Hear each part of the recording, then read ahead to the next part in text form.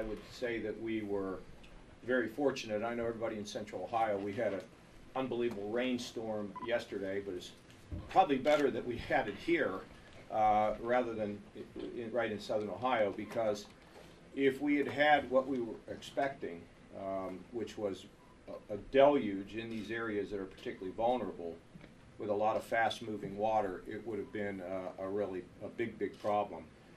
Not that we're clear and not that there hasn't been damage, but fortunately, because of the good work of some of the emergency management people here in the state, and to just give you a couple names, Kim Carver down in, was she in Scioto County, who had the foresight to put in what's called these floodgates that protected some of our communities.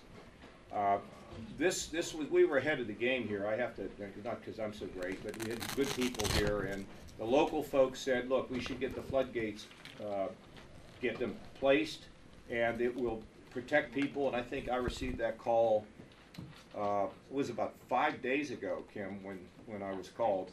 So because of their work, we have seen limited damage to the communities, but we're not done yet. I mean, if you take Marietta's in a situation now where it's cresting, but they're optimistic about that.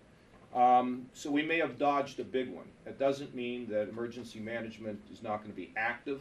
We've got to take a look at damage to infrastructure.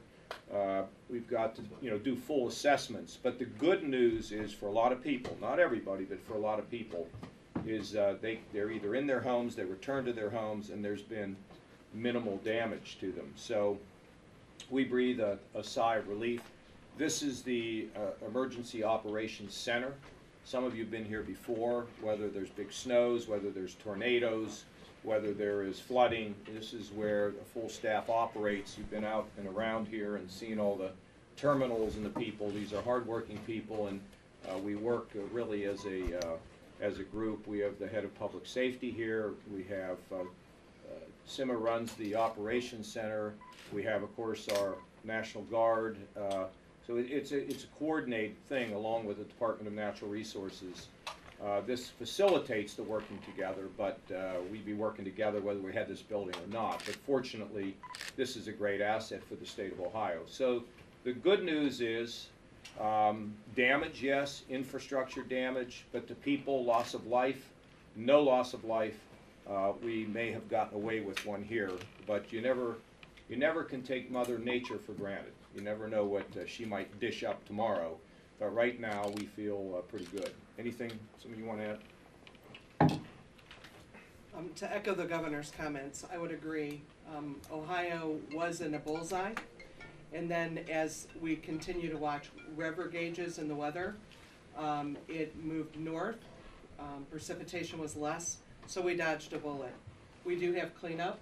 We do have response efforts winding down, recovery moving forward. So Ohio fared fairly well so far. We have a lot of work still to be done.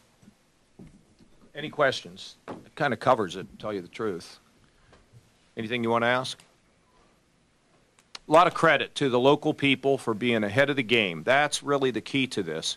When local people who are in power positions who can really impact an outcome, longer term, getting ahead of things, always really important. And, so anybody that comes next into this job, you've got to always be thinking about what's coming tomorrow, or even not just tomorrow, but maybe even next week, and begin to prepare.